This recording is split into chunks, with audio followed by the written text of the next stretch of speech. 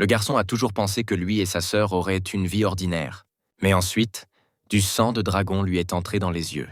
Les invocateurs de bêtes ont infiltré le monde humain. Le tourbillon du destin m'a attiré et m'a donné une grande opportunité. Le gars aux cheveux bleus n'arrêtait pas de répéter que personne n'avait réussi l'examen. Cependant, le personnage principal a décidé qu'il continuerait à se battre pour son avenir. Même si ses ennemis se moquent de lui, ses amis le trahissent, et ceux qui l'entourent le méprisent. Il a décidé de prouver sa force à tout le monde et de s'élever au-dessus d'eux, détruisant leurs illusions et atteignant le sommet. Il y a 1000 ans, les bêtes magiques étaient dirigées par un clan de dragons, et celui qui se tenait au-dessus de tous était appelé le dieu démon. Il avait d'énormes ambitions et semait le chaos partout. Il a dirigé une armée de bêtes magiques qui ont conquis le monde humain. Son avidité ne connaissait aucune limite, cherchant à plonger chaque partie de l'univers dans une obscurité sans fin. Et puis, face à la mort, l'humanité a pleinement révélé son potentiel, à l'aube de l'éveil du pouvoir spirituel. Quelques privilégiés ont acquis la capacité de contrôler des bêtes magiques et sont devenus connus sous le nom de chasseurs de bêtes. Le cavalier aux cheveux bleus, chevauchant un lion, détruisit un dragon après l'autre. Les dragons gémirent de douleur et moururent dans l'agonie. Elle a rapporté qu'une bête magique avait été abattue au-dessus du district nord de la ville de Qingfang. L'animal est tombé dans une zone résidentielle, une aide d'urgence est donc nécessaire. Xiao Xinyu, un élève de 3e année du lycée de Xiangnan, regarda la bête magique tomber avec la bouche ouverte. Le dragon, couvert de sang, tomba face contre terre à côté de Xiao. Le sang du dragon pénètre de manière inattendue dans les yeux de Xiao. Les bâtiments autour étaient détruits, tout était en feu et le sang giclait de la carcasse du dragon. En regardant tout cela, Xiao resta sous le choc et ne pouvait pas bouger. Xiao regardait tout ce qui se passait avec surprise et peur. Le dragon a été touché par un sort du lion de feu. Le coup était si fort qu'il aurait dû tuer le dragon. Le dragon, couvert d'une lueur violette, commença à tomber sans vie vers le bas, après quoi le cavalier confirma que la bête magique était morte. Xiao essuya le sang de ses yeux et entendit des cris dans l'espoir de découvrir s'il y avait des survivants. Xiao ouvrit les yeux et fut très surpris par ce qu'il voyait devant lui. Devant lui se tenait un énorme lion et une belle fille, Su Ruyan, la directrice de l'Académie du Dragon Azur, qui s'excusait pour la gêne occasionnée. Su a déclaré qu'elle compenserait les dommages causés à la famille Xiao et paierait une indemnisation au nom de l'Académie du Dragon Azur. Xiao prit joyeusement la lettre et regarda Su avec admiration. Su et son équipe de trappeurs ont dit au revoir au jeune homme. En les regardant, le gars pensa avec admiration que c'étaient les chasseurs. Xiao regarda la lettre et souhaita vraiment avoir la chance de devenir trappeur, car tout le monde dans son monde rêve de devenir trappeur. Alors que Xiao, frustré, pensait qu'il n'avait même pas l'argent pour acheter la bête sans laquelle il ne pourrait pas réussir l'examen national de trappeur, une petite bête est soudainement apparue à ses pieds. C'était un chien aux yeux bleus avec un seau rouge sur le front. Il a commencé à lécher Xiao, qui était gêné et pas très content. Prenant le chien dans ses bras, il se demanda d'où venait le chien et s'il pouvait être apprivoisé. Il se souvint que les manuels mentionnaient une créature ressemblant à un chien. C'était un chien de tempête, car il ne nécessitait pas beaucoup de pouvoir spirituel. Xiao serait capable de le nourrir. Xiao était heureux d'avoir maintenant la bête et de pouvoir réussir l'examen national. Mais il fut immédiatement envahi par des doutes, car il ne restait que 3 jours avant cela. Malgré le délai, il a joyeusement jeté le chien, l'appelant un bon garçon. Dans la ville de Qingfang, il y avait une boutique de trappeurs banal. C'est là que Xiao est allé avec son chien. Il doutait encore de ses capacités et pensait qu'il pourrait donner le chien à quelqu'un qui pourrait prendre soin de lui. Xiao a compris que le chien n'avait aucun avenir avec lui, car le chien avait mangé 1 semaine de nourriture en 1 nuit, et le gars n'avait pas assez d'argent pour acheter autant de nourriture. Soudain, les portes devant lesquelles Xiao se tenait s'ouvrirent, et un homme avec un bandeau rouge sortit, demandant ce que le gars faisait devant sa boutique à 1 heure aussi matinale. Xiao a proposé d'acheter son chien au propriétaire du magasin. Le propriétaire a chassé le garçon parce qu'il n'avait aucune intention d'acheter un chien avec un pédigré aussi bas et sans parcours évolutif. L'homme avec le bandage rouge sur la tête a effrayé le chien avec ses cris, et Xiao lui a demandé de ne pas crier comme ça. S'il ne voulait pas prendre le chien, alors il ne devrait pas le prendre. Soudain, une lueur bleue apparut, ce qui surprit beaucoup Xiao. Une fenêtre système est apparue au-dessus du chien avec ses caractéristiques, niveau, affection, pédigré, pédigré caché, talent, talent caché, chemin d'évolution, chemin d'évolution caché. Xiao n'arrivait pas à y croire. Alors il se frotta les yeux. La fenêtre n'a pas disparu. Il y avait toujours une fenêtre système au-dessus du chien avec ses caractéristiques, où il était indiqué que le chien de tempête, grâce à un chemin d'évolution caché, peut être un loup du jour du jugement. Le propriétaire du magasin a dit à Xiao de se perdre et que les chiens de tempête n'avaient aucun chemin d'évolution. Il s'avère que la fenêtre système n'était accessible qu'à Xiao et que personne d'autre ne pouvait la voir. Su Je, un élève de 3e année du lycée de Xiangnan et fils de l'homme le plus riche de Qingfang, est apparu devant Xiao et s'est moqué de Xiao pour ne pas avoir passé l'examen parce que Xiao n'avait pas de bête. Su Je vit un petit chien dans les bras de Xiao et se pencha vers lui, disant qu'il avait réussi à collecter quelques pièces après tout. Xiao se détourna brusquement du méchant gars qui se moquait de lui parce qu'il avait un chien de tempête et lui dit de s'occuper de ses affaires. Su Je a dit que Lin avait raison de dire que Xiao ne voulait pas passer l'examen de trappeur. Su a continué à se moquer de Xiao et a dit qu'il n'aurait pas réussi l'examen, même s'il l'avait vraiment voulu. Xiao a demandé à Lin si elle avait dit ça. Su a annoncé qu'il sortait désormais avec Jiang Lin. Une fille en robe rouge s'est approchée de Su Je et lui a demandé où Su avait disparu. Il a répondu qu'il avait simplement remarqué une vieille connaissance, Lin, et a décidé de le saluer. Embarrassée, Lin a dit qu'elle avait rompu avec Xiao il y a longtemps et qu'elle pensait que le gars ressemblait à un perdant et qu'il traînait également un bâtard avec lui. Xiao lui a crié de ne pas oublier qui l'avait aidé quand elle était au plus bas et qu'il s'en fichait. Lin pouvait continuer à passer sa vie avec le riche idiot. Su Je a été choqué qu'il l'ait traité d'idiot riche. Il a promis qu'il réduirait Xiao en poussière pendant l'examen. Xiao était déterminé. Il voulait prouver à tout le monde que le chien de tempête n'était pas inutile. 3 jours plus tard, l'examen a commencé sur la place Jiling. Le centre d'examen de la ville de Qingfang accueille les candidats et leur demande de prendre place. Le test a commencé et Xiao s'est précipité vers son siège.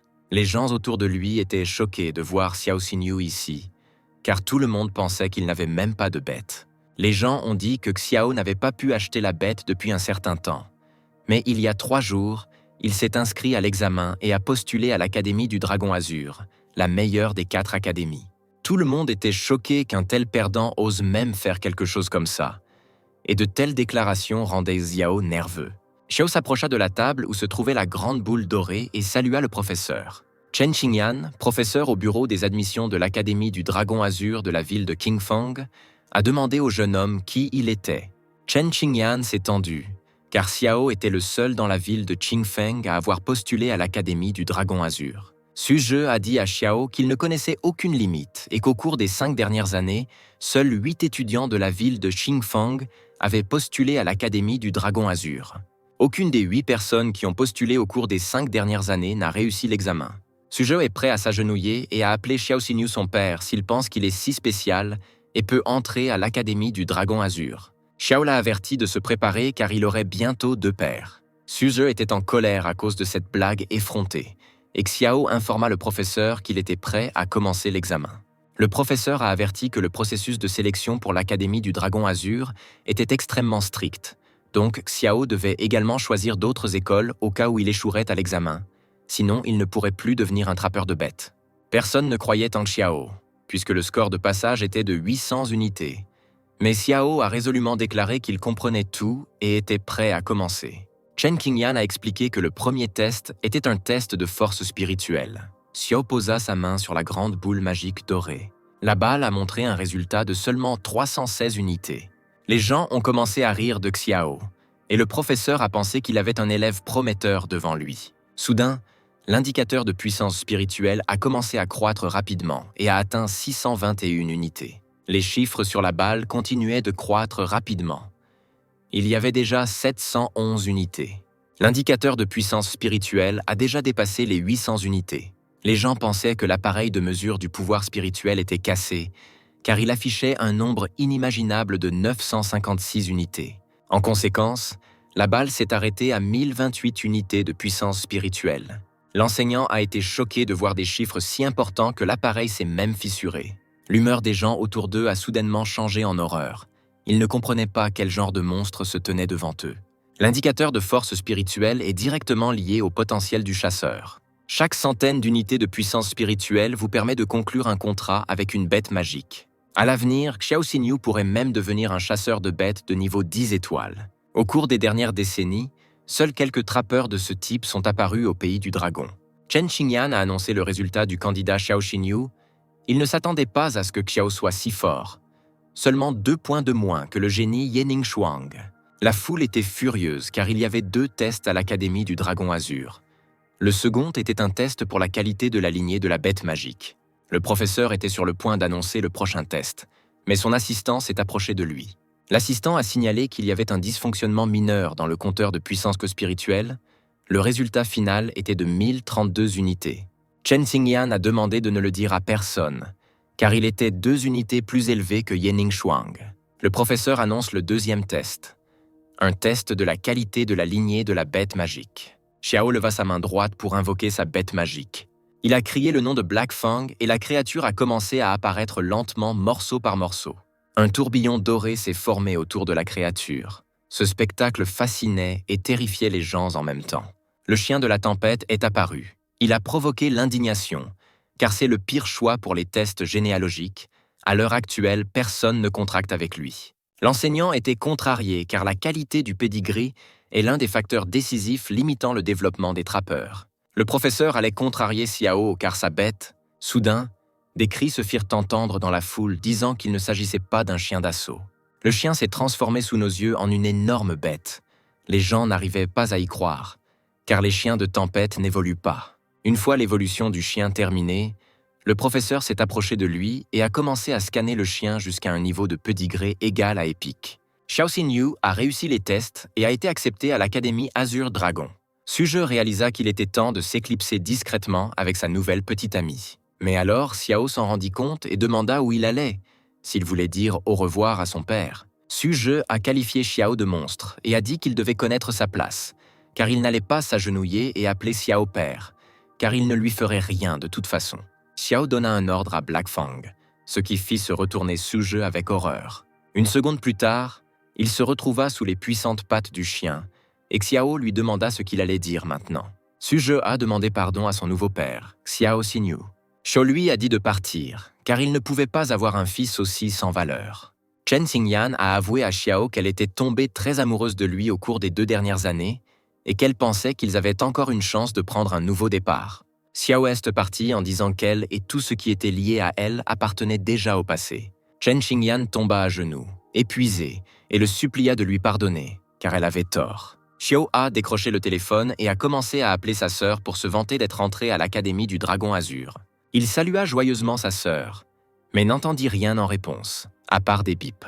Le garçon s'est rendu compte que sa sœur était en danger. À la périphérie de la ville de Qingfeng, où se trouvait un marché de producteurs, le chaos régnait. Les gens fuyaient les monstres. Quelqu'un essayait de retrouver son enfant. Cachée derrière un rocher, la fille aux cheveux blancs serrait dans ses bras un enfant en pleurs. Soudain, une énorme piqûre de monstre apparut derrière la pierre. Derrière eux se trouvait un scorpion géant. Xiao sentit que quelque chose n'allait pas. Quelque chose s'était clairement produit. Alors il se précipita pour aider. Après avoir couru au marché des fermiers, Xiao a immédiatement commencé à chercher sa sœur. Le monstre était déjà prêt à attaquer la fille avec un petit enfant. Xiao s'est précipité pour aider sa sœur. Soudain, ses yeux ont commencé à saigner et une lueur bleue est apparue. Une fenêtre système est apparue devant lui proposant d'utiliser la nouvelle compétence disponible du loup de la tempête infernale, les liens de l'enfer, le hurlement infernal. Xiao cria dans un accès de colère « Croc noir, hurlement infernal, liens infernaux ». Mais rien ne se passa. Xiao était confus et ne comprenait pas pourquoi. Le monstre a d'abord frappé Sœur Xiao avec son dard. À ce moment, Xiao se souvint que lorsque la bête magique l'avait attaqué, l'homme de l'Académie du Dragon Azur avait crié quelque chose comme un sort. Il décida alors d'essayer de lire le même sort. Au début de cette catastrophe, alors que le ciel et la terre n'étaient pas encore séparés, un pacte fut conclu, scellé avec son sang, et les esprits du vide furent appelés, que le sang devienne un paiement et que les mots deviennent des liens. Il cria fort pour que la bête écoute son ordre. Un puissant rayon jaillit du loup de l'enfer, qui divisa le monstre en plusieurs parties. Xiao ne comprenait pas s'il l'avait tué, s'il s'agissait du pouvoir d'un chasseur de bêtes. Xiao se souvint que sa sœur était toujours près du monstre. Il courut vers elle et lui demanda si tout allait bien. Xiao s'est excusé d'être arrivé si tard. Il était content que tout se passe bien. Il s'est vanté auprès de sa sœur d'être entré à l'Académie du Dragon Azur et d'être désormais lui aussi un chasseur de bêtes. Soudain, le chien de Xiao a sauté sur lui et il n'a pas pu rester debout, tombant avec lui. Il a dit que c'était son nouvel animal sous contrat. Xiao l'a présenté comme un loup de tempête infernale, croque-noir. Les gens étaient choqués d'apprendre que le monstre était mort. Xiao confirma cela avec un visage satisfait. La femme qui avait perdu son enfant appela la petite fille et remercia le trappeur. La fille pleurait très fort et demandait à sa mère où elle avait disparu. Xiao et sa sœur ont remarqué une pierre étrange sur le monstre et ont décidé de la vérifier. Une fenêtre système est apparue devant Xiao, décrivant cette pierre comme le noyau d'une bête magique. Xiao le ramassa et le regarda, pensant qu'il s'agissait simplement d'un noyau de stade initial avec un attribut poison. Il a lancé le boulet de canon au chien parce qu'il savait que cela aiderait Black Fang à évoluer. Xiao a annoncé à tout le monde que la bête était morte et qu'ils étaient en sécurité. Les gens ont commencé à entourer Xiao et à le remercier de les avoir sauvés. Ils l'appelaient leur héros. La fille que Xiao a sauvée lui a dit que maintenant elle aussi voulait devenir trappeur comme lui. Xiao a encouragé la fille et a dit qu'il était sûr qu'elle réussirait certainement. Le clair de lune filtrait dans la maison en ruine de Xiao. Cela a illuminé Xiao, qui dormait sous la couverture. Soudain, sa sœur est apparue dans la pièce et s'est approchée de Xiao endormi. Elle se tenait derrière lui. Soudain, une lueur bleue commença à se refléter dans ses yeux. Une étrange rune bleue est apparue dans le dos entre les omoplates. C'était une rune en forme d'un ancien dragon bleu. La sœur a appelé l'inconnu et lui a rapporté que la malédiction de la rune du dragon était toujours en vigueur et que le sceau sur l'essence du roi dragon était intact. Elle ne comprenait pas pourquoi Xiao avait pu conclure un contrat avec une bête magique à l'époque. Tout cela n'avait aucun sens à l'époque. L'étranger, à l'autre bout du fil, a dit que c'était le destin, et il a ordonné à sa sœur de garder un œil sur Xiao. Elle a compris l'ordre et a dit que tout serait fait. Xiao et sa sœur étaient à la gare de Qingfang. Les parents ont essayé de transmettre un panier d'œufs de canard salé que Xiao Yu adorait quand il était enfant, et un cadeau scellé. Xiao a dit qu'il ne fallait pas le laisser partir et qu'il reviendrait pendant les vacances.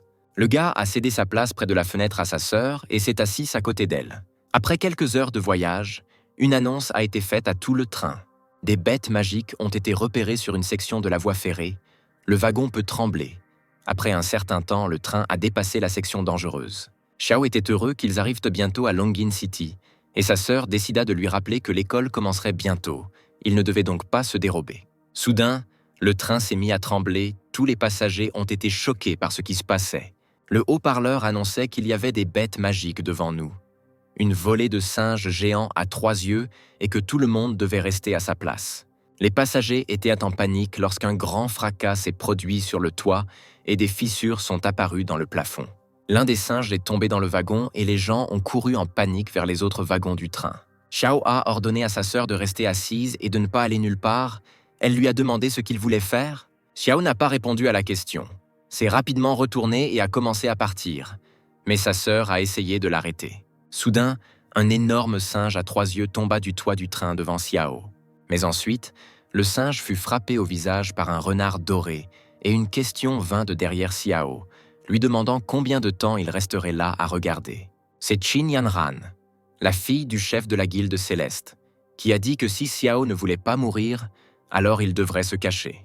Qin Yanran a commencé à faire tournoyer son bâton et à chanter un sort. Après que le sort ait été lancé, il y eut un éclair brillant et le renard se précipita soudainement en avant. Xiao a vu la fenêtre du système avec la description de ce renard. Il a été surpris qu'il s'agisse d'un renard tonnerre à 3 queues. Les gens étaient heureux que le chasseur combatte le monstre. Il se considérait déjà sauvé.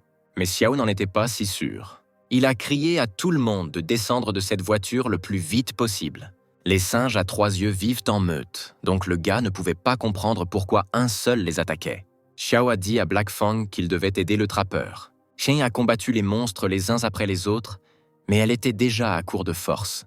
Puis 2 singes ont attaqué par derrière, et Xiao a crié à la fille dans l'espoir de l'avertir du danger, ce qui a fait se retourner la fille. Xiao a décidé d'utiliser le sort Black Fang Hellbond. Après que tous les singes furent immobilisés, il leur demanda pourquoi ils n'étaient que plus aussi fringants. Kang a été très surpris par le fait que Xiao était également un chasseur. Elle a remercié Xiao pour son aide. Et il a dit qu'il n'y avait pas besoin de remerciements et que n'importe quel trappeur dans cette situation aurait fait la même chose. Xia regarda la bête Khan. Une fenêtre système est apparue avec l'état, le diagnostic et le traitement. Xiao a demandé à Qin si le renard était trop actif pendant les batailles, puis très lent et parfois même blessé. Cette question a grandement surpris Qin, car c'était vrai. Il a dit que le renard souffrait d'un syndrome de stress post-traumatique, et le manuel sur les maladies des bêtes magiques indiquait que les renards tonnerres à 3 queues étaient les plus susceptibles d'en souffrir. Maintenant, Qin comprenait pourquoi Xiao Xiao avait à peine souri ces derniers temps. Elle remercia Xiao en le frappant fort dans le dos et en l'appelant frère, et dit qu'elle s'occuperait de son traitement à son arrivée. Qin appellera désormais Xiao son frère cadet. Derrière eux se tenait la vraie sœur de Xiao, l'air agacée. Elle n'était pas très contente de ce qui se passait. Elle a décidé de s'insérer entre Xiao et Qin. Après tout, Xiao est son frère. Elle serra fort la main de Xiao, de sorte qu'il ne pouvait même pas bouger. Qin a soudainement arraché Xiao de son étreinte et lui a demandé si c'était vrai. Les filles ont commencé à déchirer Xiao des deux côtés et à se disputer pour savoir à qui il appartenait comme frère. Sur la place centrale de l'Académie du Dragon Azur, il y avait des étudiants de première année. Le doyen de l'Académie du Dragon Azur, Lin Kang, et son adjoint, Wang Dongsheng, s'adressèrent à eux. Il a demandé aux étudiants de première année d'être plus patients et d'attendre le directeur. Shou fit un signe d'adieu à sa nouvelle sœur Xin. Xiao est finalement entré à l'Académie du Dragon Azur. La bête géante violette émit un anneau violet avec son rugissement. Les étudiants de première année étaient ravis car la directrice Su est arrivée sur sa bête. Elle a survolé la foule des étudiants de première année, accompagnée de leurs cris enthousiastes. La réalisatrice a commencé à atterrir sur son lion géant violet. Le doyen a demandé si Su pouvait dire quelques mots aux étudiants de première année. Xie se souvint que c'était la femme qui avait vaincu le dragon magique de l'ombre.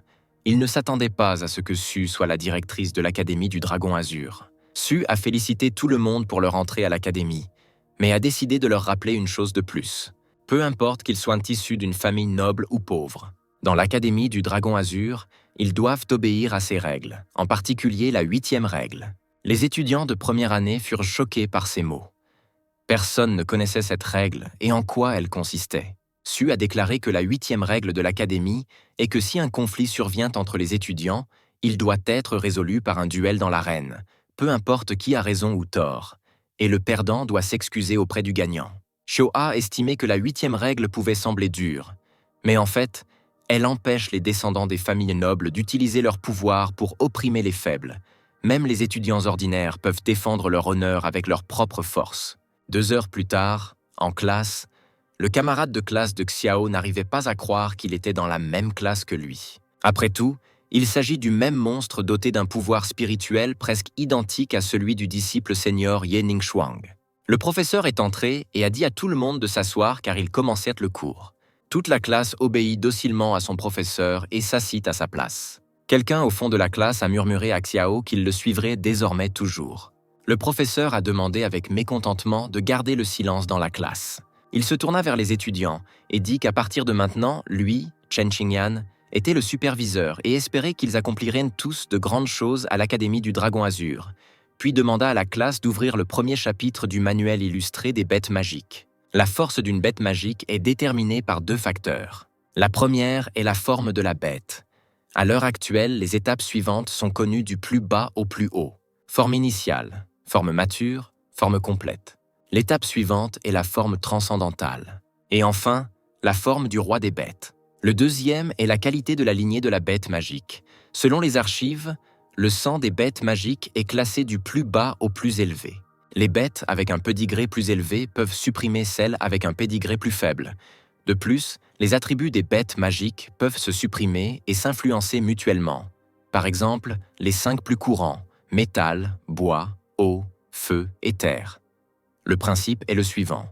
Le bois supprime la terre, l'eau, le feu, le métal, le bois. Sur la base de ces 5 attributs de base, d'autres peuvent apparaître, comme le sable et la foudre, mais c'est le sujet de la prochaine leçon. Xiao dormait profondément sur son bureau. Il avait raté toute la conférence du professeur sur les bêtes magiques.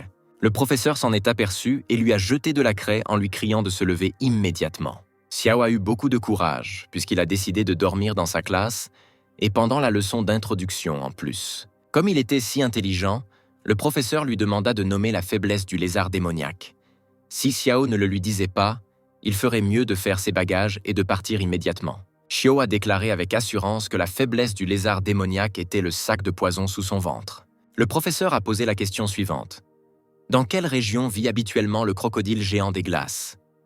Xiao a immédiatement répondu que c'était dans la partie sud du pays du dragon, dans la région du lac Shuangjiang et des cascades glaciaires de Kunlun, et toute la classe était ravie. La question suivante ne tarda pas à venir. Si un homme rencontre un tigre démoniaque déchirant le ciel dans la nature, que fera-t-il? Xiao a dit qu'il serrerait son badge d'identité entre ses dents et se cacherait quelque part dans l'ombre. La réponse de Xiao a semé la confusion parmi ses camarades de classe et le professeur lui-même. Il a expliqué que le tigre démon déchireur du ciel était une créature magique au stade de roi des bêtes, une espèce mutée contre laquelle seul un chasseur de bêtes d'au moins 6 étoiles pouvait lutter. Et si les chasseurs de bêtes débutants le rencontraient dans la nature, il mourrait. Par conséquent, Xiao a conclu que prendre l'étiquette d'identification dans ses dents serait une meilleure idée, car il serait plus facile d'identifier son corps, et il s'allongerait à l'ombre afin de ralentir la décomposition du corps. Le professeur s'écria avec joie que cette réponse était au-delà de tout éloge, et demanda également comment il était capable de répondre aux questions des éditions suivantes. Xiao, tenant toutes les publications dans sa main, répondit qu'il les avait déjà étudiées. Ses camarades de classe ne savaient pas comment ils étaient censés suivre Xiao et d'où il venait. Le professeur a dit à la classe d'étudier par eux-mêmes, afin qu'ils puissent se rapprocher de Xiao en termes de connaissances, et a également ordonné à Xiao de le suivre. Xiao s'est excusé auprès du professeur d'avoir dormi pendant ses cours. Le professeur lui a demandé s'il avait vraiment appris tout le cours en une demi-leçon. Xiao a dit que c'était grâce au talent pédagogique du professeur Chen. Le professeur a demandé d'arrêter cette flatterie et de passer à des matières plus avancées. Il a donné à Xiao un laissez-passer pour la bibliothèque de l'Académie du Dragon Azur. Avec ce laissez-passer, il peut visiter librement la bibliothèque et emprunter gratuitement n'importe quel livre. Le professeur a dit à Xiao de partir car il ne pouvait plus rien lui apprendre. Le gars est immédiatement allé étudier de nouveaux matériaux dans la bibliothèque de l'Académie. À ce moment-là, Wang Yan, le fils du vice-doyen Wang Dongsheng, entre dans la bibliothèque et dit que c'est sa bibliothèque aujourd'hui. Il a ordonné à tous les garçons de sortir de la bibliothèque. Mais il indiquait avec convoitise que les filles pouvaient rester et étudier avec lui. Les filles le supplièrent pitoyablement de les laisser partir et de les laisser sortir de la bibliothèque. Xiao n'a pas pu le supporter et a jeté le livre directement sur la tête de l'intimidateur, lui disant de se taire. Wang Yan a été choqué par cette action et ses sbires ont déclaré que Xiao ne connaissait clairement pas sa place. Xiao s'est levé pour les filles et a demandé au gars « Est-ce qu'il n'a vraiment aucune conscience, puisqu'il se moque des filles ?» Wang Yan a demandé avec irritation qui Xiao pensait qu'il était. La fille a conseillé à Xiao de partir, car il était le fils du vice-doyen Wang Dongsheng et il ne fallait pas le déranger. Alors Xiao comprit pourquoi l'intimidateur était si impudent, car papa était le vice-doyen. Wang Yan était heureux d'avoir tout compris et ordonna à Xiao de s'agenouiller et de s'excuser. Mais en réponse, Xiao s'est contenté de balancer et de toutes ses forces, il frappa le voyou entre les jambes. Il est immédiatement tombé au sol et a commencé à se tordre de douleur, et ses amis lui ont demandé si tout allait bien pour lui. Wang Yan a décidé de rappeler qui il était. Xiao pense-t-il pouvoir gérer les conséquences, puisqu'il veillera à ne pas quitter la bibliothèque vivant. Wang Yan a promis de montrer qui est le patron de l'Académie du Dragon Azur. Soudain, Su entra dans la bibliothèque et dit qu'elle ne savait pas que Wang Yan était le patron ici. Wang Yan se demandait comment le directeur Su était arrivé si vite à la bibliothèque. Su a déclaré qu'elle savait tout, et que puisqu'un conflit était survenu entre eux, il devait être résolu comme indiqué dans le 8e article de la charte de l'Académie. Les étudiants ont commencé à remplir l'arène, car maintenant Xiao Xinyu et Wang Yan allaient pas commencer leur duel. Personne ne croyait en Xiao, car Wang Yan possédait le légendaire léopard des glaces à 6 doigts. Le professeur Xiao est également venu assister à ce combat. Il croyait qu'il ne le laisserait pas tomber. L'arbitre a annoncé que le combat allait bientôt commencer et que les combattants devaient se préparer. Wang Yan a déclaré qu'il montrerait ce qui arrive à ceux qui osent s'opposer à lui. Xiao a dit avec un sourire qu'il pouvait simplement s'excuser, ce qui a rendu Wang Yan encore plus en colère. L'arbitre a annoncé le début du combat. Wang Yan a immédiatement décidé d'utiliser le sort Flamme de glace. Une brume bleue s'est formée autour de Wang Yan. De ce brouillard glacial, sa bête magique aux énormes griffes et crocs apparut. Une fenêtre système avec les caractéristiques du léopard de glace à 6 doigts est apparue au-dessus d'eux. Xiao a commencé à étudier cette fenêtre. Xiao était alarmé car cette bête magique avait 2 attributs à la fois. C'était au tour de Xiao de montrer la puissance de sa bête magique. Des flammes émergea le puissant loup croque-noir. Le public a été surpris par la bête de Xiao Xinyu. La bête avait l'air impressionnante. Elle gagnait définitivement en beauté sur le léopard à 6 pattes. Quelque part sur le podium des professeurs, Su était assise et elle était également surprise, car elle n'avait jamais vu une telle bête auparavant. Elle a suggéré que la bête pourrait être un chien de tempête qui avait évolué. Mais elle savait que ces bêtes étaient toujours considérées comme n'ayant aucun chemin vers l'évolution.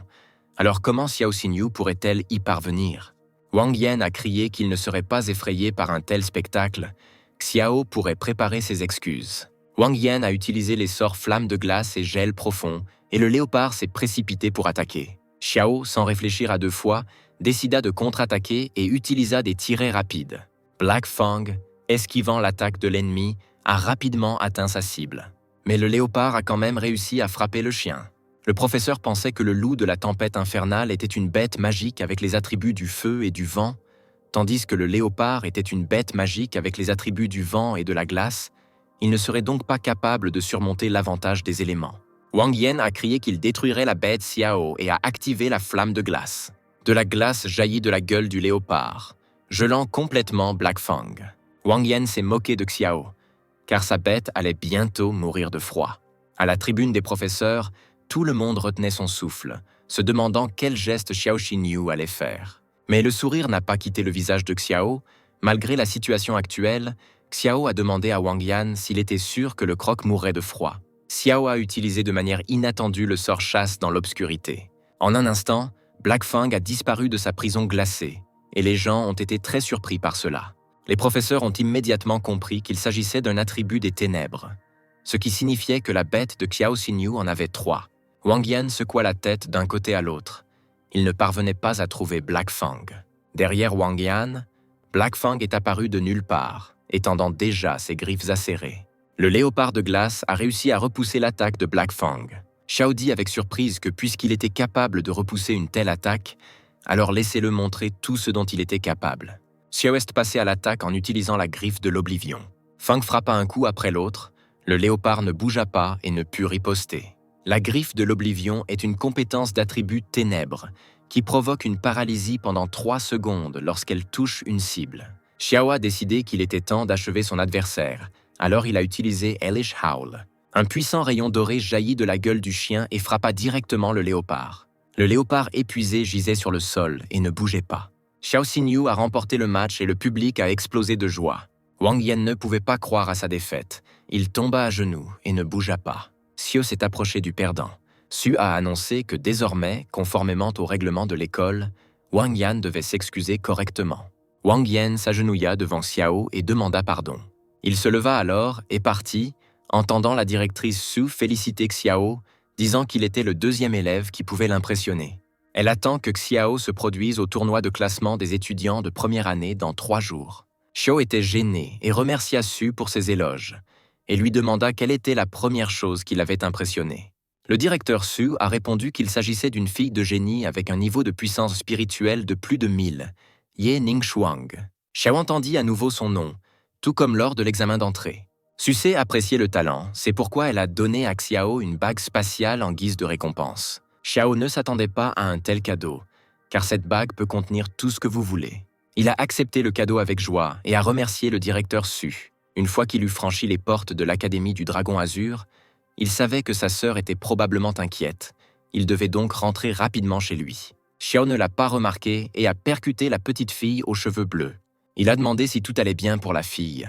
La fille était visiblement encore un peu étourdie. Xiao a demandé à la fille de regarder autour d'elle la prochaine fois pour que cela ne se reproduise plus. Mais maintenant, laissez-la courir chez elle. Mais la jeune fille a dit qu'elle n'avait nulle part où aller, alors elle a demandé un abri. Lorsque Sœur Xiao est rentrée au dortoir familial, elle a été choquée. Elle pensait qu'il avait kidnappé cette fille.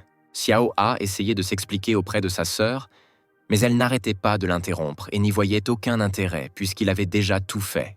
Lorsque tout le monde s'est calmé, Xiao leur a dit que Shimeng avait peur des bêtes magiques, Elle ne pouvait donc pas devenir trappeuse, et qu'elle était constamment victime d'intimidation à la maison, alors elle s'est enfuie de chez elle. Xiao a décidé de ramener la fille à la maison afin qu'elle puisse surmonter sa peur. La jeune fille a demandé à sa sœur la permission de rester chez eux parce qu'elle ne voulait pas rentrer chez elle. La sœur a permis à la petite fille de rester chez elle afin qu'elle puisse surmonter sa peur. Mais elle a posé une condition à Xiao, qu'il ne sorte jamais avec une fille de la famille Ye. Lors d'un autre cours à l'Académie du Dragon Azur, Xiao s'est demandé pourquoi il ne devrait pas sortir avec une fille de la famille Ye.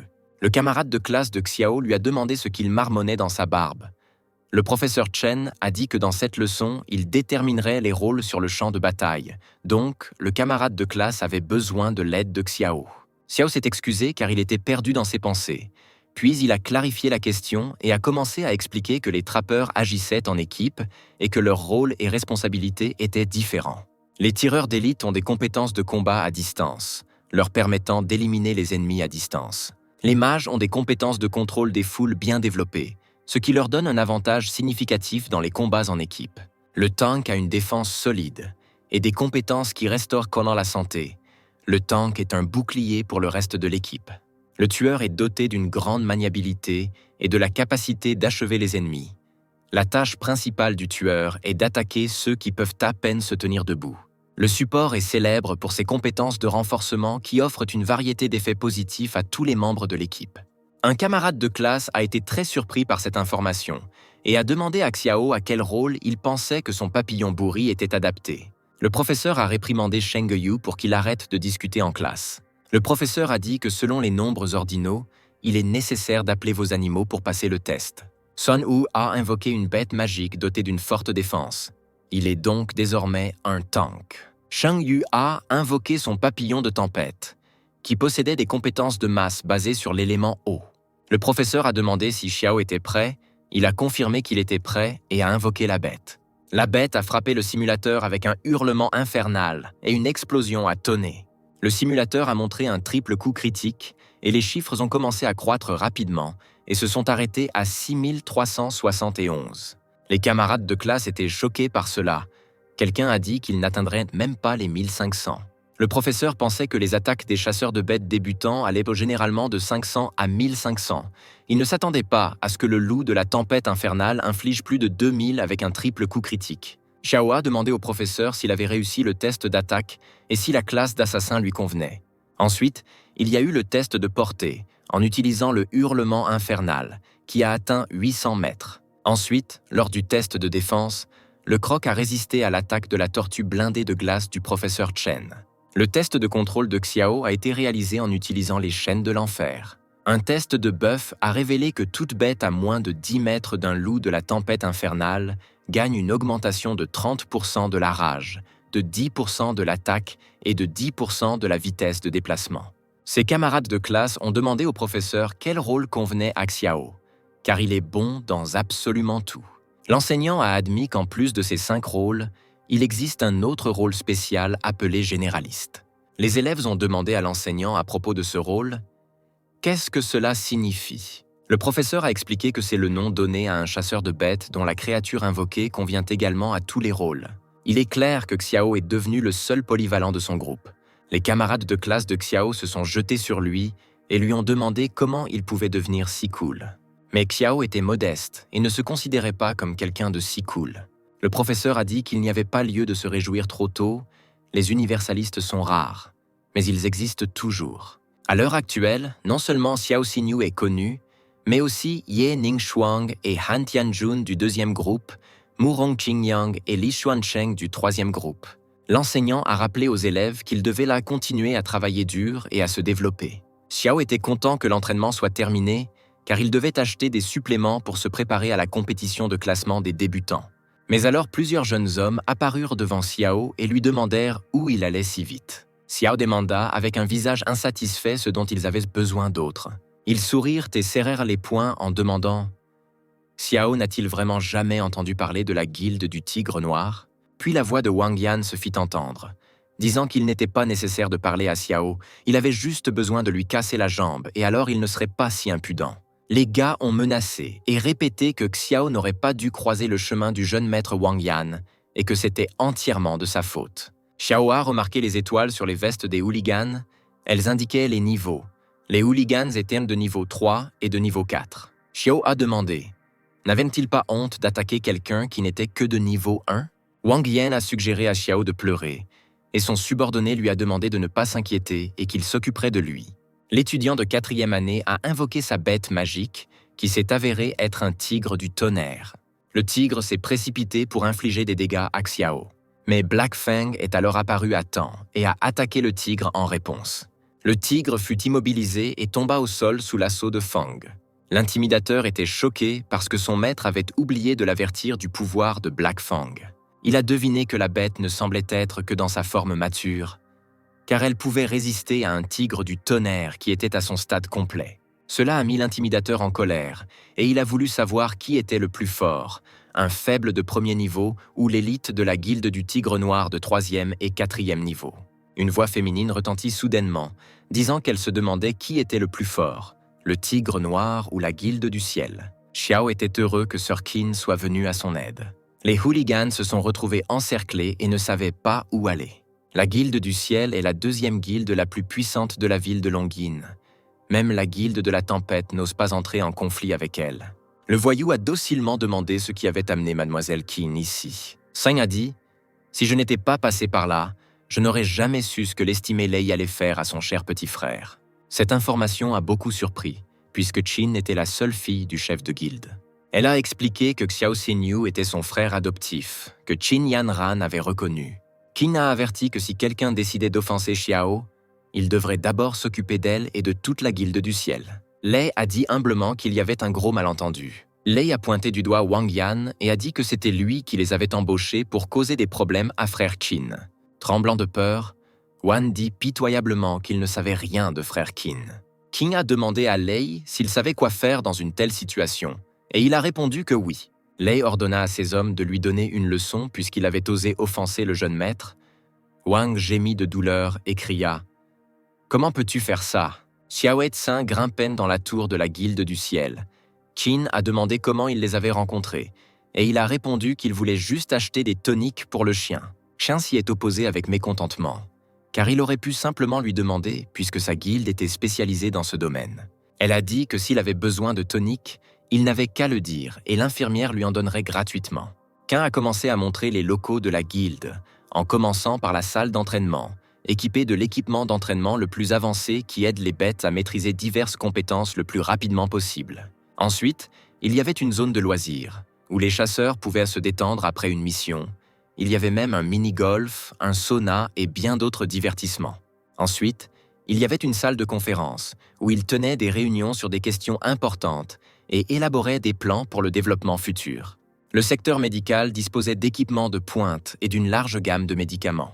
Les médecins de la guilde sont hautement qualifiés et fournissent les meilleurs services pour le traitement des animaux blessés. Shoa demandait à sa sœur s'il pouvait rejoindre sa guilde et devenir médecin. Puis une autre voix féminine se fit entendre. Elle dit qu'il ne pourrait pas rejoindre la guilde. C'est Liu Yue, le vice-chef de la guilde, qui fut surpris que Xiao veuille rejoindre la guilde même s'il était encore très jeune et n'avait aucune expérience. Quand s'est tourné vers Liu Yue, elle a dit que c'était lui qui l'avait aidé dans le train. Un homme est entré en courant et a crié qu'il venait de livrer plusieurs animaux gravement blessés. Le gars criait qu'il n'avait pas assez de personnel pour aider tout le monde. Le député lui a dit de demander de l'aide à d'autres branches et a demandé à Qin Yanran si elle pouvait s'occuper de cette affaire. Les animaux étaient allongés sur des civières. Le gars a dit qu'il n'avait pas beaucoup de temps, car les animaux saignaient abondamment. Xiao a proposé sa candidature au député. Un chien cornu souffrant d'une hémorragie grave a été transporté vers la 3e salle d'opération et on lui a également apporté des poches de sang de rechange. L'animal a déjà perdu trop de sang. Le saignement doit être arrêté le plus rapidement possible. Le médicament devrait aider. Les méthodes conventionnelles n'ont pas aidé et le saignement ne s'est toujours pas arrêté. Xiao a commencé à scanner la bête avec son regard et une fenêtre système est apparue avec le type de blessure. Comme la bête a rencontré la reine des abeilles venimeuses et que leur poison interfère avec la régénération, la bête a saigné à mort. Xiao dit qu'il sait comment arrêter le saignement de la bête de guerre. Il demande au propriétaire la permission d'aider la bête. Le propriétaire a accepté, car il n'avait pas le choix dans cette situation.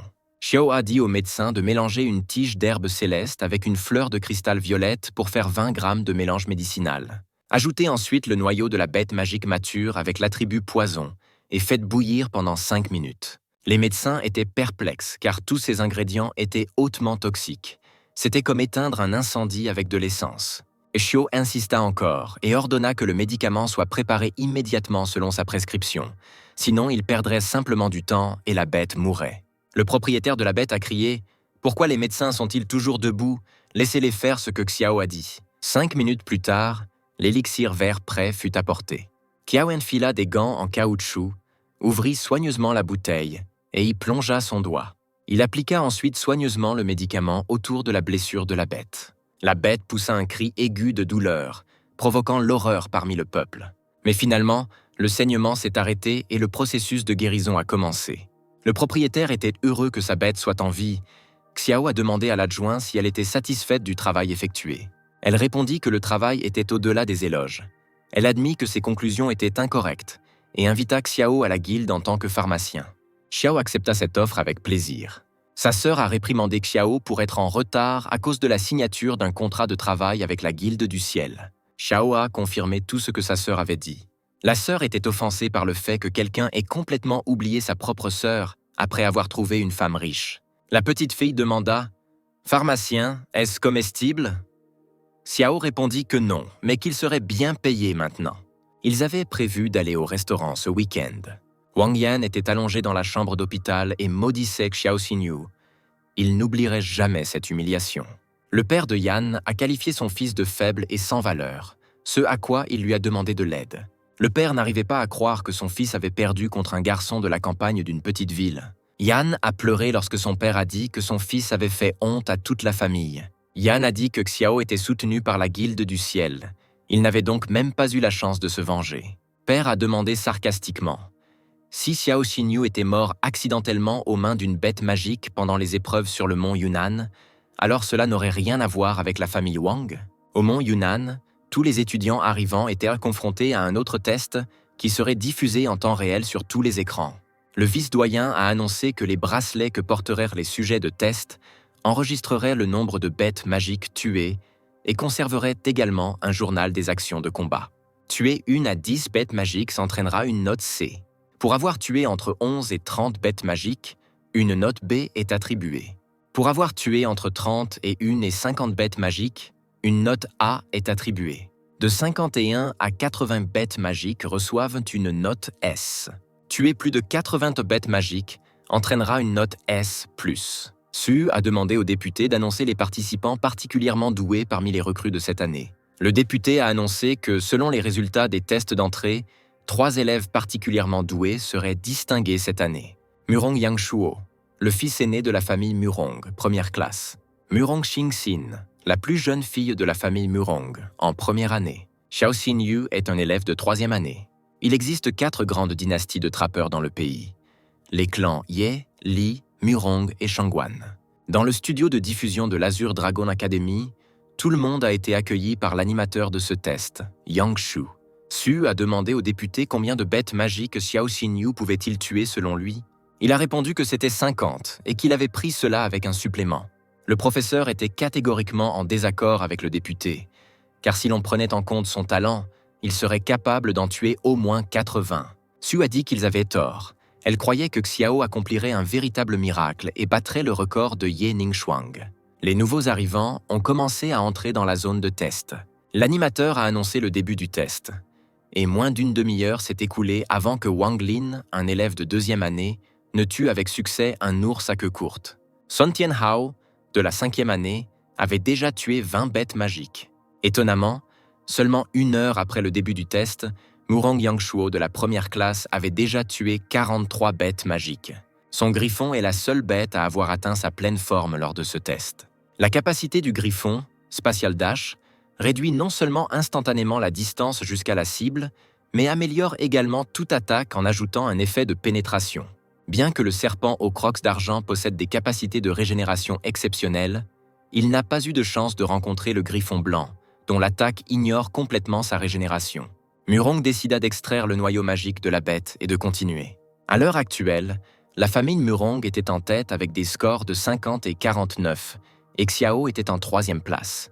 La caméra s'est déplacée sur le champ de bataille où se battait une jeune fille de la famille Murong. Sa bête est une wyvern aux ailes d'os de lignée légendaire, la seule bête morte-vivante de cette épreuve. Elle a rencontré le lion sanguinaire, une bête magique mature de 2e stade avec une lignée épique. Ses attaques infligeant 5 fois plus de dégâts. Si la fille tue ce lion sanguinaire, le nombre total de ses victimes sera de 51. Le frère aîné Murong ne savait pas si elle serait celle qui remporterait la première place dans ce test. Mais il vit alors que quelqu'un avait dépassé sa sœur, ce qui le rendit confus. Sa sœur combattait un lion et sa bête a tiré un puissant rayon vers le lion. Soudain, elle entendit quelqu'un ordonner à Black Fang d'attaquer. Black Fang sauta soudainement sur le lion et lui coupa la tête avec les griffes de l'enfer. Xiao, chevauchant le croc, remercia sa jeune sœur Murong d'avoir distrait la bête. Cela a rendu la jeune sœur de Murong extrêmement en colère et elle a voulu tuer le garçon impudent. Grâce à sa ruse, il a réussi à voler la bête à Murong et ainsi à dominer la table. Mais il est trop tôt pour se détendre, car une bête dangereuse est apparue, à savoir la fourmi magique à 3 yeux.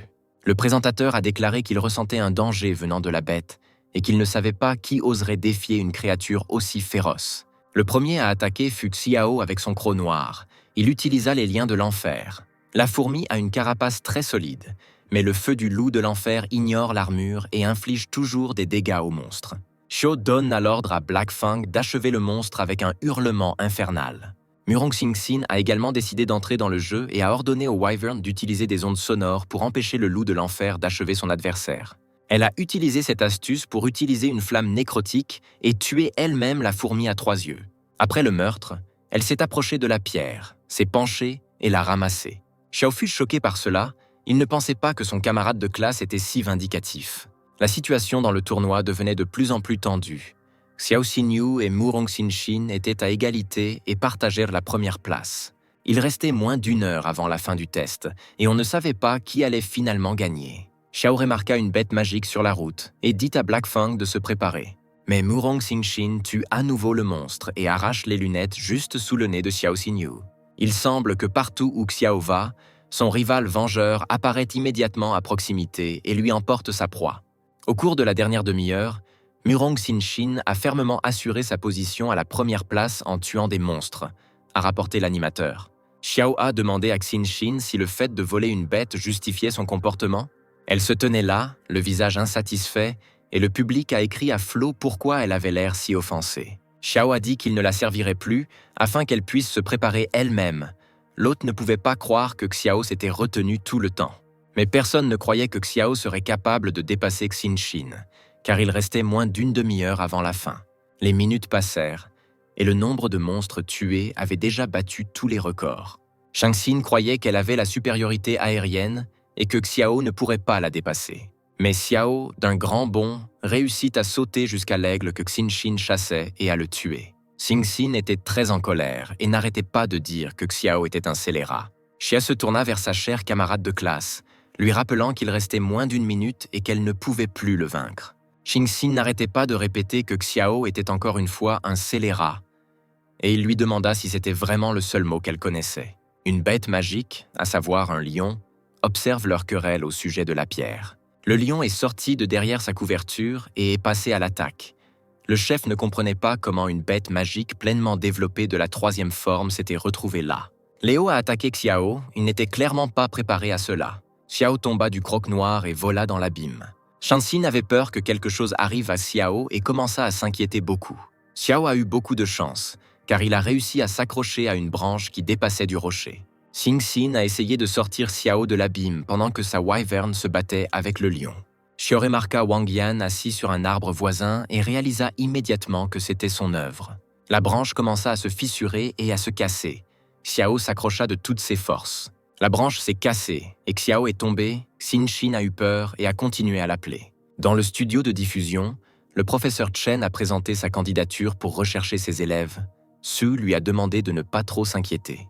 Le professeur Chen a décidé d'activer le programme de sauvetage d'urgence par l'intermédiaire du service de sécurité.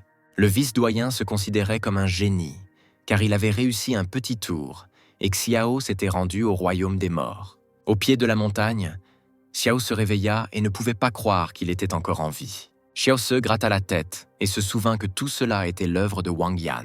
Le gars s'est levé de sa bête et a vu qu'elle était inconsciente. Xiao ne pouvait pas croire que Feng avait offert son corps pour l'empêcher de tomber si haut. Il a sorti une bouteille bleue et l'a donnée à boire à son chien pour qu'il se sente mieux. Les nuages se sont épaissis et il a commencé à pleuvoir. Xiao n'était pas très content de cela.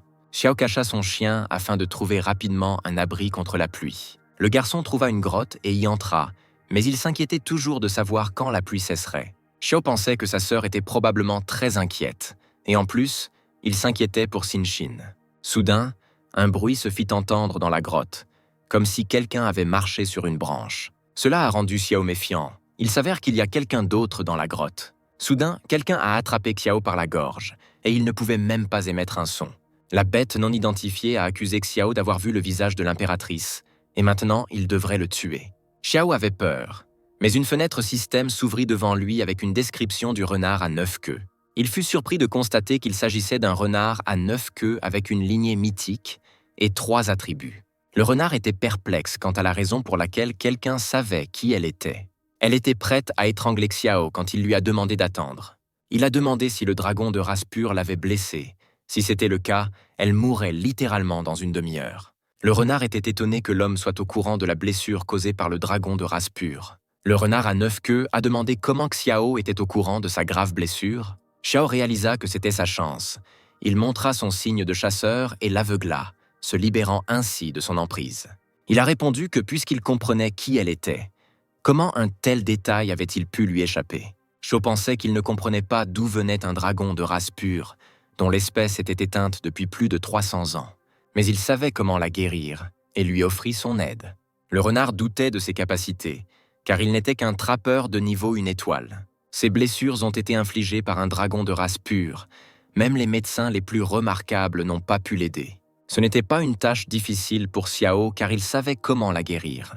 Xiao a dit qu'il ne voulait pas qu'elle le tue une fois qu'elle serait rétablie. Alors le renard a dû conclure un contrat avec lui. Cette proposition a mis le renard en colère.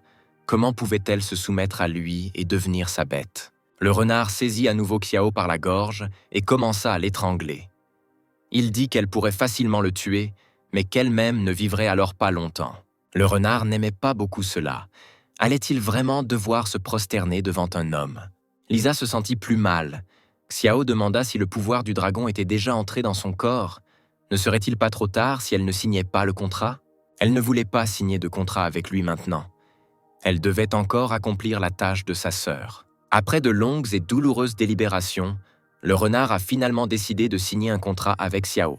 Xiao se mordit le doigt jusqu'au sang et le pressa contre le front du renard. Après s'être soumise, la renarde demanda de l'aide pour pouvoir enfin la guérir de sa terrible blessure. Xiao dit, bien sûr, puisqu'ils étaient maintenant connectés, il commença à se déshabiller, ce qui embarrassa le renard. Le renard confus lui demanda pourquoi il se déshabillait, ce à quoi il répondit que c'était pour la guérir. Le renard lui ordonna de remettre ses vêtements, mais Xiao ne l'écouta pas et se coupa au niveau de la poitrine pour faire couler le sang. Xiao, blessé, a dit au renard de boire le sang de sa poitrine. Le renard, confus, rétorqua « Que dis-tu ? Je ne ferai jamais une chose pareille, je ne peux pas faire de telles choses. » Xiao tenta de convaincre le renard que son sang protégerait son cœur des effets de la blessure. Le renard se résigna et réalisa qu'il n'y avait pas de retour en arrière et commença à se pencher vers la poitrine de Xiao. Elle a commencé à lécher le sang de la poitrine de Xiao et son cœur a commencé à se remplir d'une sorte de pouvoir. Xiao a dit que cela l'aiderait pendant un certain temps et qu'elle pourrait maintenant dire son nom. Le renard s'est présenté comme étant Dailu. Dailu a demandé à Xiao, puisqu'il était devenu son maître, comment il savait que sa blessure avait été infligée par un dragon de race pure. Xia se demandait si Dailu était en quelque sorte lié au dragon disparu. Peut-être qu'elle pourrait comprendre ce qui lui arrivait. Il a ensuite admis que ses yeux avaient changé après que du sang de dragon y soit entré il y a 2 mois. Maintenant, lorsqu'il se concentre, il voit un panneau avec des informations sur les animaux, comme s'il s'agissait d'un système. Dailu pensait que ses yeux étaient très similaires aux yeux légendaires du dieu démon. Les yeux peuvent voir toutes les informations sur n'importe quel animal. Une personne ordinaire ne devrait pas les avoir. Dailu réfléchit trop longtemps, alors Xiao lui demanda pourquoi elle était silencieuse.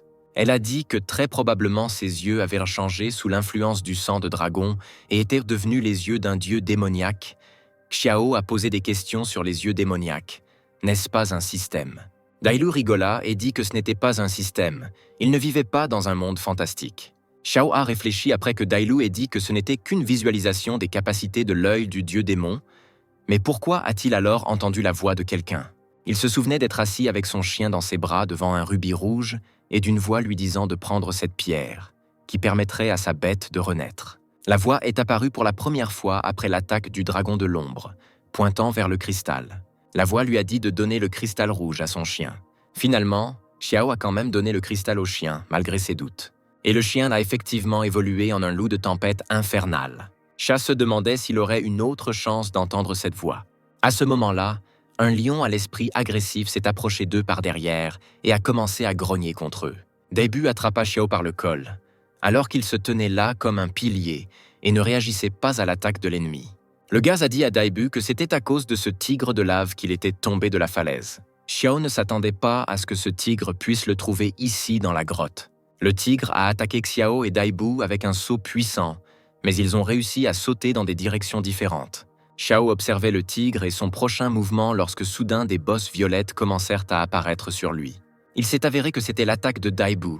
Même si elle était gravement blessée, elle ne laissait toujours pas une créature grogner contre elle. Daibu et le tigre se sont battus, il l'a fait tomber au sol et a plané au-dessus d'elle. Elle n'a pas compris comment le tigre a décidé d'attaquer l'impératrice. Le renard a pu transformer le tigre pathétique en pierre à l'aide de ses yeux. Xia Xinyu s'est calmé parce qu'il se sentait en sécurité, mais quelque chose n'allait pas chez lui. Il a commencé à perdre connaissance et était incapable de bouger ou de dire quoi que ce soit. Xiao entra dans la conscience, où il rencontra un grand dragon. Le gars ne comprenait pas qui lui parlait, même s'il voyait un énorme dragon devant lui. Le dragon lui demanda s'il l'avait oublié et comment il avait aidé la bête à évoluer. Xiao réalisa que la voix était la voix du dragon qui l'avait conduite au cristal. Alors il lui demanda qui il était. Le dragon a dit que le sang qui est entré dans ses yeux a réveillé ses capacités, mais lui-même ne sait pas qui il est. Mais il sait comment aider Xiao à atteindre la grandeur. Le gars a trouvé drôle de voir comment quelqu'un qui ne se connaît pas lui-même peut l'aider. Xiao, en regardant la fenêtre du système, réalisa que toutes ces fenêtres étaient de son fait. Le trappeur a répété sa question sur l'endroit où il se trouvait et comment il était arrivé là. Le dragon lui répondit que c'était sa conscience. Alors qu'il était inconscient, le dragon décida de le rencontrer, mais maintenant, il était temps pour lui de se réveiller. Xiao demanda avec espoir dans sa voix quand ils pourraient l'un se revoir, mais le dragon dit que ce n'était pas nécessaire puisqu'il était toujours à proximité. Xiao s'est réveillé dans une chambre d'hôpital. Il se demandait comment il s'était retrouvé là, car il était dans une grotte. Le professeur Chen et Su se tenaient devant le lit de Xiao et attendaient qu'il se réveille. Lorsqu'il s'est réveillé, il a dit que la dernière chose dont il se souvenait était une grotte près de la falaise. Su a expliqué qu'il avait été retrouvé par une équipe de secours à côté du corps d'un tigre de lave. Xiao a dit qu'il était inconscient. Comment pouvait-il savoir ce qui s'était passé là-bas? Su a demandé à Xiao de ne pas s'inquiéter. L'Académie mènerait une enquête approfondie et réglerait cette situation. Xiao a remercié Su pour son inquiétude et a dit qu'il croyait en elle et en cette enquête. Le professeur Chen a déclaré que lors du test de la montagne du Yunnan, lui et Murong Xinshin ont obtenu le rang S+, et ont établi un nouveau record de l'Académie.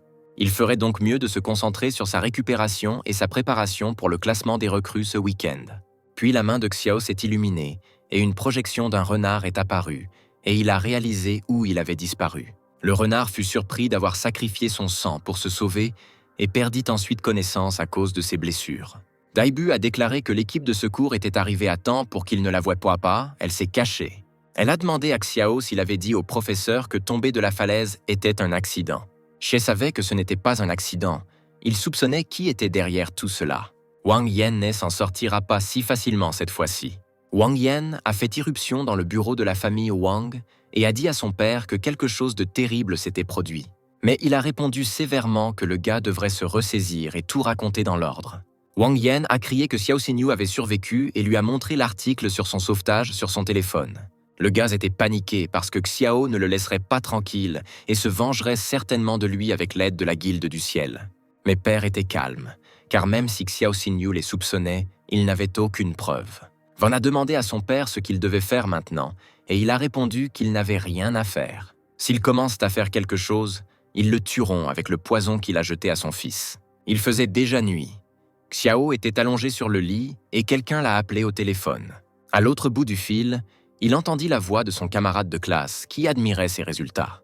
Il a dit que le tournoi des premières années avait été reporté, mais que cela n'empêcherait pas Xiao de vaincre tout le monde et de prendre la première place. Cette nouvelle a surpris Xiao, car il s'est avéré que c'était à cause de lui que le tournoi avait été reporté.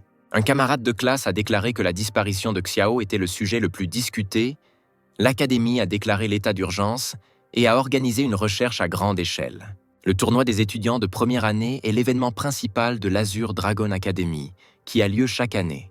Tous les participants sont divisés en groupes, et l'ordre des matchs est déterminé au hasard.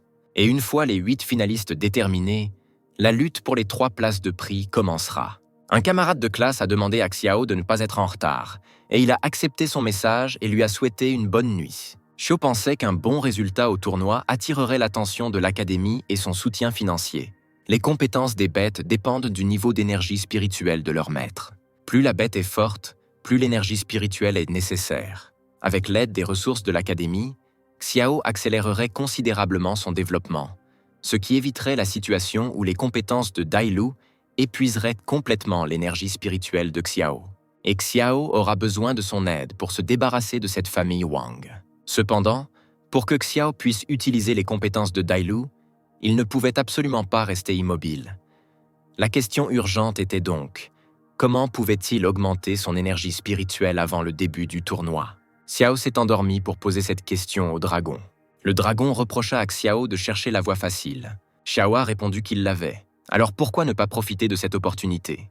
Le dragon a accepté que si Xiao pouvait lui rendre ses souvenirs, il ferait tout ce qui était en son pouvoir pour l'aider. Ce à quoi Xiao a accepté. Seule une méditation profonde vous permettra de pénétrer dans l'espace de la conscience et de communiquer avec le dragon. Le dragon a mis à niveau le panneau de données en fonction des systèmes de jeu du monde humain. Xiao pourra désormais acheter les articles nécessaires via le magasin.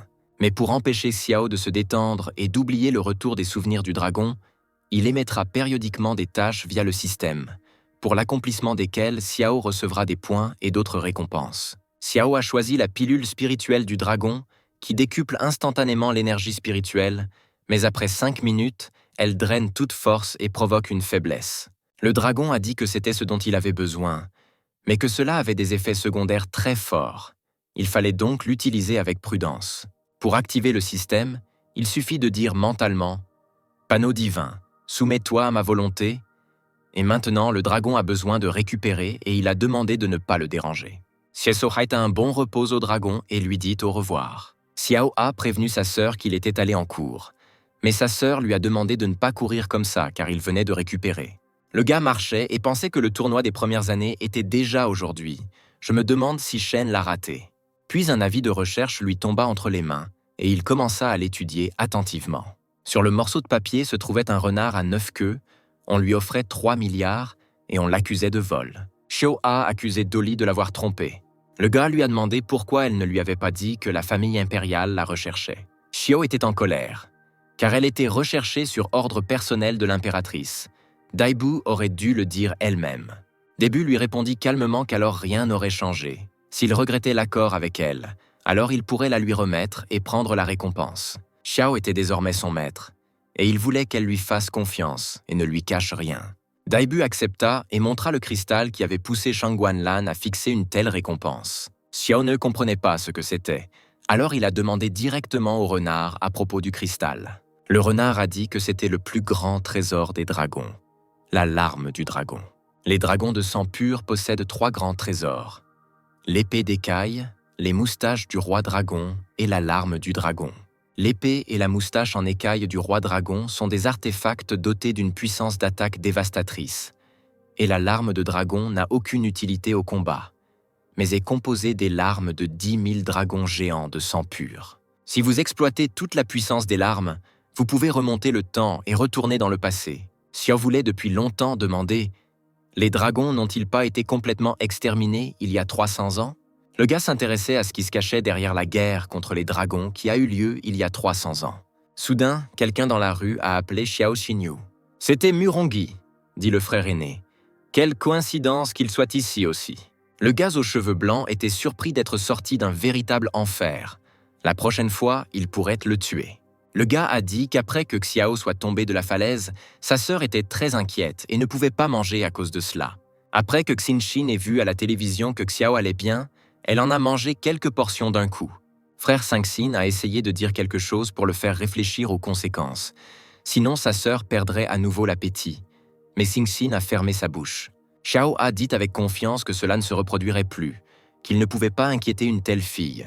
Puis Xiao a suggéré d'aller ensemble au tournoi des premières années. Le gars lui a dit qu'il n'était pas assez proche de lui pour y aller ensemble.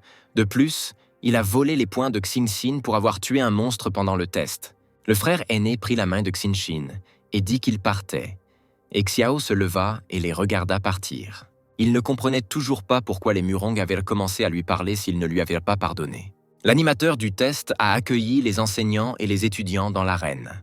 Comme le tournoi des premières années est sur le point de commencer, ils doivent tirer au sort pour déterminer l'ordre des combats.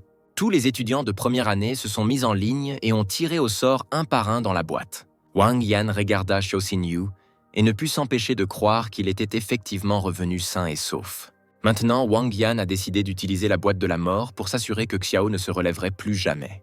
C'était au tour de Wang Yan de tirer au sort, et les gens autour de lui n'étaient pas très contents de lui. Les étudiants de première année ont dit qu'il profitait du statut de son père. Mais Xiao l'a battu, faisant perdre à Yan toute dignité, et maintenant il est une honte pour l'académie. Wang Yan avait honte de ses cris, et il comprenait à quel point Xiao lui avait causé de l'humiliation. Mais maintenant, il est prêt à piétiner Xiao et à lui infliger 100 fois plus d'humiliation. Depuis que Wang Yan a tiré Xiao Xinyu au sort, le destin lui-même a réuni les ennemis jurés. Maintenant, Wang Yan ne pouvait pas laisser tomber son père, car il l'avait aidé en attachant le lot au mur de la boîte à l'avance. Yan a dit à Xiao qu'il détruirait personnellement l'animal dans l'arène. Ce à quoi Xiao rigola simplement et dit qu'il n'en était pas sûr. Dans l'arène se tenaient deux ennemis jurés, Xiao Xinyu et Wang Yan, tous deux prêts à se battre jusqu'à la mort. Frère Murong a demandé à sa sœur pourquoi elle continuait à regarder Xiao Xinyu. Elle lui expliqua qu'elle sentait qu'après être tombée de la falaise, Xiao Xinyu était devenue beaucoup plus forte. Su pensait aux horreurs que Xiao avait dû traverser ces quelques jours pour devenir si fort. L'hôte du match a annoncé le premier tour du match entre Xiao Xinyu et Wang Yan et a donné l'ordre de commencer la bataille. Les adversaires ont immédiatement invoqué leur bête magique. Xiao a invoqué Black Fang et Yan a invoqué Ice Flame. Les informations sur les animaux obtenus à l'aide d'un appareil de numérisation étaient affichées sur un tableau électronique. Shang-Xin n'aimait pas quelque chose à propos de l'aura. Bien que le tableau montre l'aura d'un loup de tempête infernale de premier stade, elle était clairement plus élevée. À ce moment-là, elle réalisa que Xiao Xinyu réduisait délibérément le niveau de sa bête afin d'utiliser la bataille pour percer. Ice Flame sauta sur le côté, ouvrit grand la bouche et utilisa Ice Ball. La balle s'est précipitée vers le croc noir, mais a ensuite réussi à utiliser sa compétence de chasse dans l'obscurité. Fang a esquivé et la balle a touché les tribunes. Il faisait donc très froid là-bas. Les spectateurs tremblèrent de froid. Black Fang a utilisé Hell Howl et a frappé la flamme de glace depuis l'obscurité. Le présentateur a été émerveillé par une bataille aussi passionnante, parfois glaciale, parfois insupportable par la chaleur. Xiao Xinyu a décidé d'utiliser son mouvement signature, la griffe de l'oblivion. L'attaque a frappé directement la flamme de glace. Il n'a pas pu esquiver et s'est figé au même endroit comme la dernière fois. L'animateur a commenté « Le léopard des glaces à 6 doigts est tombé sous la griffe de l'oubli et ne peut plus utiliser ses capacités. Il avait la même expression stupide sur son visage que son propriétaire. » Mais Wang Yan a alors déclaré qu'il n'était pas assez stupide pour tomber dans le même piège 2 fois. Wang Yan a lancé une balle bleue dans la gueule ouverte du léopard. Le léopard l'a avalée et a commencé à augmenter rapidement sa force, et il a développé une crinière glacée. Alors que personne ne s'y attendait, le léopard a réalisé l'une de ses attaques les plus puissantes. Xinxin n'y prêta pas attention. Elle réfléchissait toujours à la façon dont Xiao Xinyu pouvait devenir si forte en si peu de temps.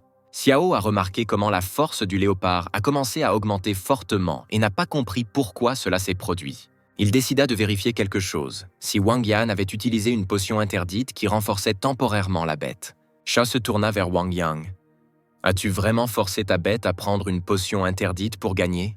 Mais il a dit à Xiao Xinyu de s'occuper de ses affaires, puis a continué à l'attaquer avec un barrage glacial. Black Fang a encaissé le coup et a été blessé, mais il est resté debout.